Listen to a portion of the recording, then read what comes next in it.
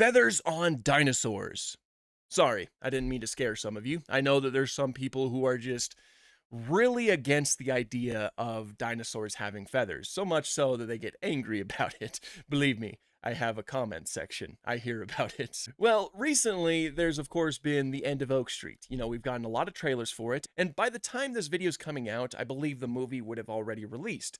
In that movie, there is a surplus of feathered dinosaurs. You have Allosaurus, you have this theropod that is most likely Coelophysis. I mean, come on. You have Spinosaurus with small amounts of feathers, and you have sauropods, which is the most surprising of them all, especially with the fact that they're incredibly woolly, like woolly sauropods, basically. This is something that has led to a lot of discourse. There are a lot of people who are unhappy with the fact that some of these dinosaurs are feathered, namely like the Allosaurus, the sauropod, of course, and the Spinosaurus. And this has led to a lot of people to confidently state that those dinosaurs absolutely did not have feathers. Like they say it with absolute certainty, like we for sure 100% know. And that inspired me to make this video because I want to make it clear that we don't know. We don't know if those dinosaurs did not have feathers. And I'm going to explain why. Now, first, I'm going to kind of like break down the history of feathers on dinosaurs and our understanding of it, and how we eventually accepted that, non-bird dinosaurs had feathers, and the fact that we accepted that birds were very closely related to dinosaurs and are true dinosaurs themselves. So the proposal that birds evolved from theropod dinosaurs was made all the way back in the 1860s. It was proposed by Thomas Huxley. Shortly after his proposal, Archaeopteryx was discovered.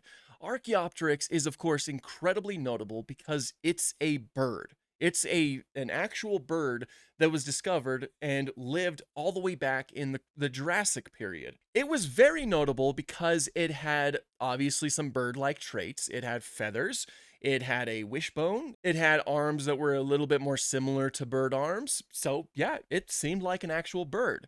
However, it also had teeth in its mouth. That's different. It also had a long bony tail.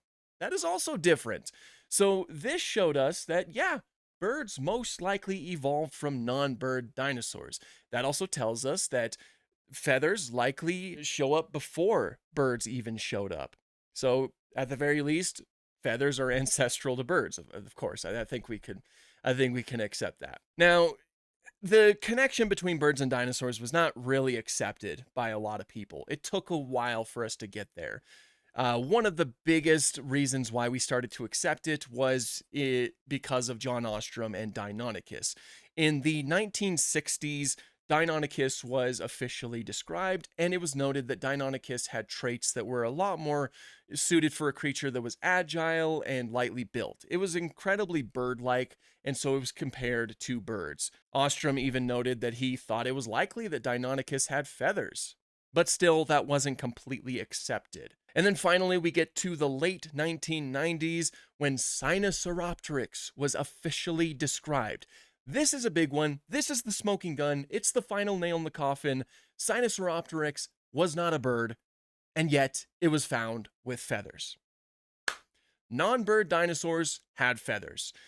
So that shows us, again, that feathers are not unique to the specific theropod group that is birds. Rather, it's something that showed up before birds. At the very least, some theropod dinosaurs had feathers. But which ones? So the consensus was normally that feathers were likely ancestral to the theropod group known as Coelurosauria.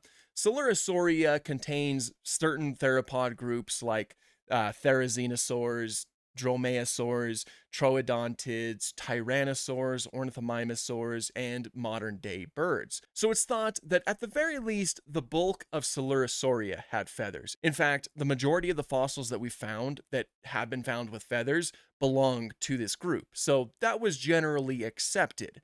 However, it might not be just ancestral to Coelurosauria. Concavenator is a type of allosauroid that might have been found with quill knobs on its ulna, which is one of its wrist bones. Quill knobs hint at the presence of quills, because these are like attachment points for like quills or feathers. So that might imply that Allosauroids like Concavinator might have had feathers or feather-like structures as well. Now, this is controversial. There are some experts who believe that these bumps that have been interpreted as quill knobs might actually just be muscle attachment points. So take that for what you will. We don't know for sure if these are quill knobs. So great. Feathers might be ancestral to theropods. Again, it's still controversial, but they might be. That means it's possible for dinosaurs like Allosaurus and Spinosaurus and, maybe even Abelisaurids. It's possible for them to have feathers, but that's it. It doesn't expand past that. There's no evidence of feathers in like ornithischians or anything like that, right? Well, I have a tale for you. It's called a Psittacosaurus tail, and it has these small bristles on it. Well, not really small, but small compared to us, I guess. Yeah, it has these bristles on its tail, which are very similar to feathers. That shows us that other groups, such as ornithischians, are able to create feather-like structures at the very least. Not only that, there's another little ornithischian known as Culinda dromius that has been found with basically what seems like proto-feathers as well. In addition to that, Culindrodromius and Psittacosaurus have scales too. They have scales mixed in with these feather-like structures, which shows us that it is possible for those types of structures to coexist. I mean, we see the same thing with birds today. Birds have scales on their feet, and yet they have a body full of feathers. It's not really too surprising that feathers and scales can mix. In fact, some scientists believe that feathers are simply just highly evolved scales, but I don't know where we sit with that. So that tells us that feathers might be ancestral to Dinosauria as a whole. Like, it's possible for any dinosaur to have feathers, within reason. Obviously, like a giant sauropod, it would overheat if it had too many feathers, so small, tiny amounts of feathers, that's a lot more likely. The same goes for any other large theropod that lived in a warm environment. But that doesn't mean the feathers were completely absent. They might still be present, just very tiny. So again, great. Feathers might be ancestral to Dinosauria. Is that it? Nope, it's not it. Because pterosaurs most likely have feathers. They're often called pycnofibers, but they are made up of the same structures that make up feathers, and in essence, they are essentially feathers. Pterosaurs are the closest relatives to dinosaurs. They both belong to a group known as Avametatarsalia.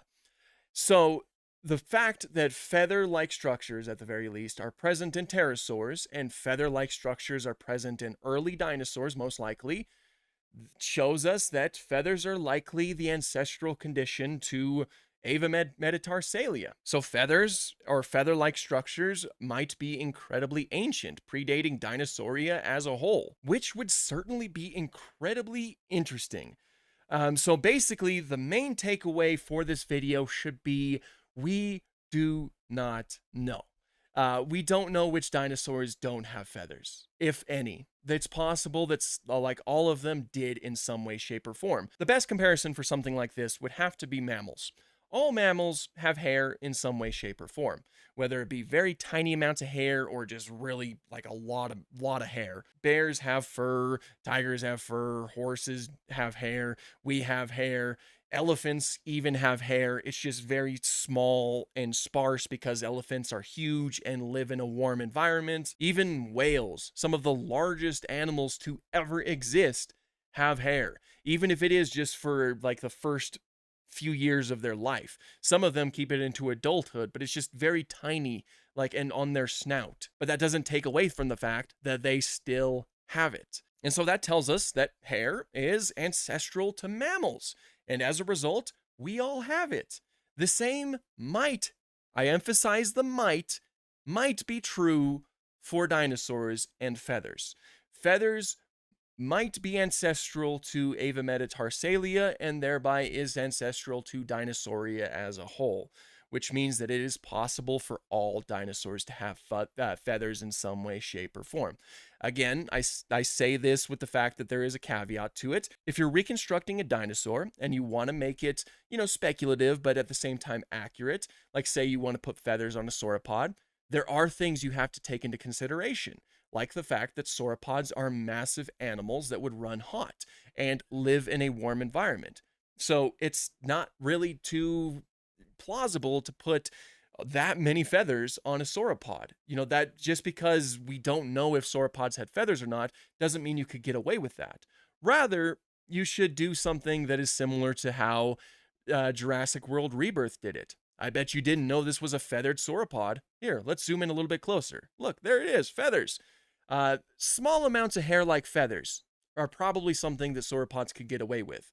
That's something that elephants get away with today. And the same thing goes for large theropods. Spinosaurs might have had feathers, but they probably didn't look like a giant duck.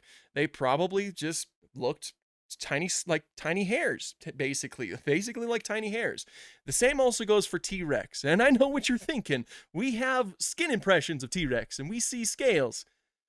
Let me just tell you, remember, Culindrodromeus has a mixture of both scales and feather-like structures. It's still possible for T-Rex to have that as well. In fact, the paper that described the skin impressions of T-Rex mentioned that it is still possible for T-Rex to have feathers. In fact, the skin impressions that we have for T-Rex are just a very tiny part of the body. Sure, there's like some for like the tail and some like for the belly, I think. And they're like really scattered, but they're very small. I think I remember reading somewhere that some of them are no bigger than a postage stamp.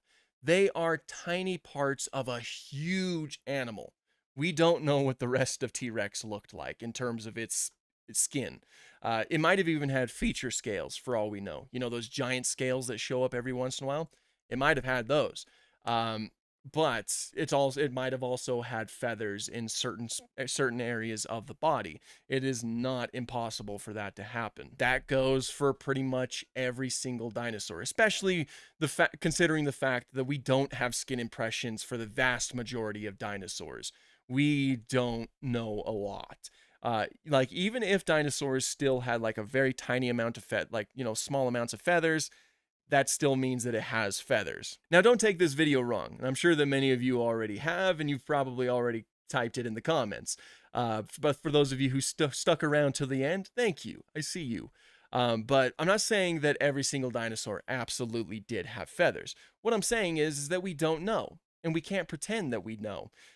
Feathered reconstructions of certain dinosaurs is just as accurate as featherless reconstructions. I mean, at least as long as they're within reason. Like the end of Oak Street Allosaurus, I would say that's within reason. It's just a small amount of feathers on the back. That I'm sure that the Allosaurus could get away with that. Or the small amounts of feathers that Spinosaurus has in the end of Oak Street. Spinosaurus most likely could get away with that too. Those are within reason. The sauropod is obviously not within reason. Again, you have to think about the biology of the animal and its environment. That sauropod would not have a good time. I can tell you that for free. So do not be so quick to criticize feathered reconstructions of dinosaurs. Instead, ask yourself, is it within reason? If it is, then it's just as plausible as a featherless reconstruction. I know that there's a lot of people who just hate feathers with a passion. I've seen their comments. A lot of people are ready to fight tooth and nail to say that most dinosaurs did not have feathers, but it's just a simple fact that we don't know how many of them had feathers, and it's very much a possibility that most of them did, considering the fact that feathers might very well be ancestral to every single dinosaur that ever existed. So all I'm saying is keep an open mind and just, ask different questions when it comes to dinosaur feathered reconstructions. Anyway, that is pretty much all I have for this one. Thank you guys so much for watching this video. I know that this video is probably going to make a lot of people angry. I can already predict it.